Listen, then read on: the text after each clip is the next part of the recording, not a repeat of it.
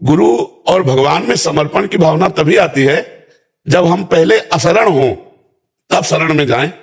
हमको महसूस होना चाहिए, पहले हमारा जो जीवन है वो ये समझ में आवे कि अनाश्रित है, कोई मेरा नहीं है।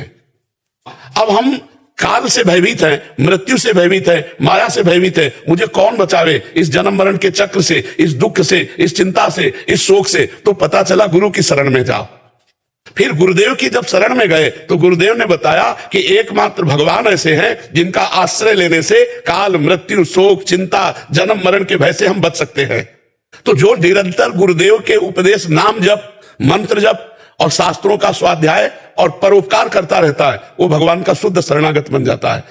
जब हम Guru Bhakti. Right, okay. For 40 years, I've had a guru. ये कह रहे हैं कि हमारे पास गुरु ज्ञान 40 साल से ले रहे हैं महाराज जी। हाँ, तो गुरु किया हुआ 40 साल से। बहुत सुंदर, बहुत सुंदर है। पर आपकी अभी स्मृति कहाँ टिकी है, संसार में या भगवान में? स्मृति कहाँ है? नहीं तो कोई शरणागति नहीं मानी जाएगी।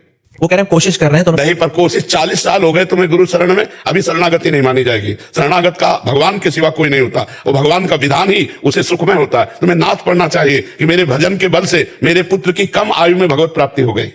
नहीं नहीं, कर्म का फल नहीं, अब मानना है भगवान का मंगल विधान कि मेरे भजन के बल से मेरे पुत्र का जल इतनी कम अवस्था में कल्याण हो गया। सो ये कहते कृष्ण के कीर्तन में गए थे लास्ट वीक में, अभी लंदन में, तो वो कोशिश कर रहे हैं भगवान की तरफ आगे जाने की। तो ये अभी शरणागति नहीं मानी जाएगी, परिपक्व शरणागति